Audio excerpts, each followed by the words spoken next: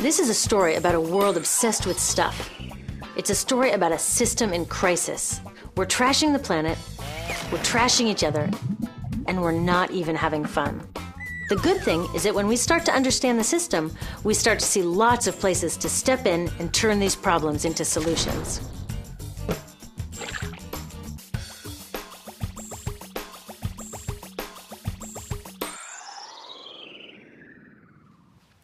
One of the problems with trying to use less stuff is that sometimes we feel like we really need it. What if you live in a city like, say, Cleveland, and you want a glass of water? Are you going to take your chances and get it from the city tap? Or should you reach for a bottle of water that comes from the pristine rainforest of Fiji? Well, Fiji brand water thought the answer to this question was obvious, so they built a whole ad campaign around it. It turned out to be one of the dumbest moves in advertising history. You see, the city of Cleveland didn't like being the butt of Fiji's jokes, so they did some tests, and guess what? These tests showed a glass of Fiji water is lower quality, it loses taste tests against Cleveland Tap, and costs thousands of times more. This story is typical of what happens when you test bottled water against tap water. Is it cleaner? Sometimes, sometimes not.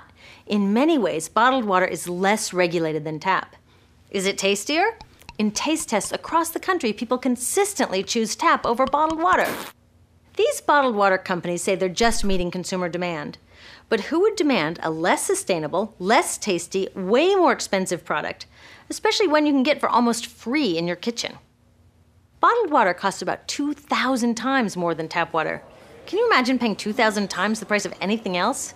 How about a $10,000 sandwich? Yet people in the US buy more than 500 million bottles of water every week. That is enough to circle the globe more than 5 times. How did this come to be? Well, it all goes back to how our materials economy works, and one of its key drivers, which is known as manufactured demand. If companies want to keep growing, they have to keep selling more and more stuff. In the 1970s, giant soft drink companies got worried as they saw their growth projections starting to level off. There's only so much soda a person can drink. Plus, it wouldn't be long before people began realizing that soda is not that healthy and turned back to, gasp, drinking tap water. Well, the companies found their next big idea in a silly designer product that most people laughed off as a passing yuppie fad. Water is free, people said back then. What will they sell us next? Air? So how do you get people to buy this fringe product? Simple. You manufacture demand. How do you do that? Well, imagine you're in charge of a bottled water company.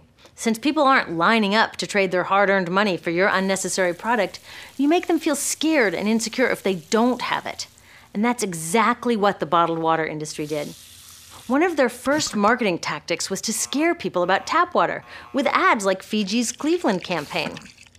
When we're done, one top water executive said, tap water will be relegated to showers and washing dishes. Next, you hide the reality of your product behind images of pure fantasy. Have you ever noticed how bottled water tries to seduce us with pictures of mountain streams and pristine nature? But guess where 1/3 of all bottled water in the US actually comes from? The tap. Pepsi's Aquafina and Coke's Dasani are 2 of the many brands that are really filtered tap water. But the pristine nature lie goes much deeper. In a recent full-page ad, Nestle said, bottled water is the most environmentally responsible consumer product in the world. What? They are trashing the environment all along the product's life cycle. Exactly how is that environmentally responsible? The problems start here with extraction and production, where oil is used to make water bottles. Each year, making the plastic water bottles used in the US takes enough oil and energy to fuel 1 million cars. All that energy spent to make the bottle, even more to ship it around the planet, and then we drink it in about 2 minutes? That brings us to the big problem at the other end of the life cycle, disposal. What happens to all these bottles when we're done? 80% end up in landfills, where they will sit for thousands of years, or in incinerators, where they are burned, releasing toxic pollution. The rest gets collected for recycling. I was curious about where the plastic bottles that I put in the recycling bins go. I found out that shiploads were being sent to India, so I went there. I will never forget riding over a hill outside Madras, where I came face to face with a mountain of plastic bottles from California. Now, real recycling would turn these bottles back into bottles. But that wasn't what was happening here.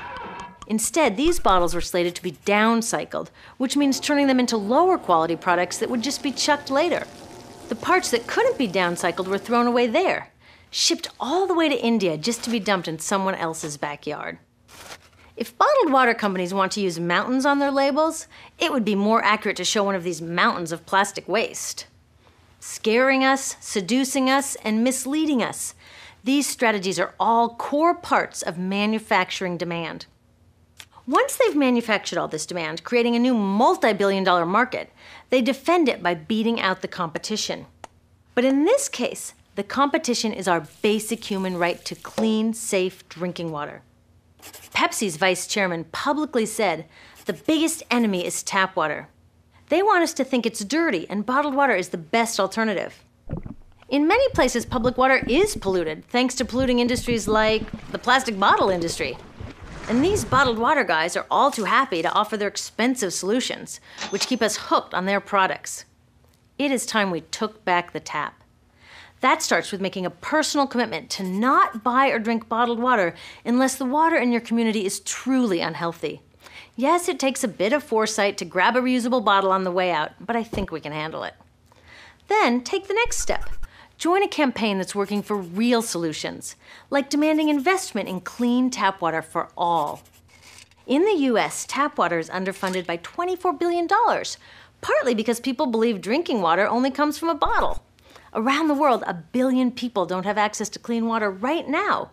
Yet cities all over are spending millions of dollars to deal with all the plastic bottles we throw out.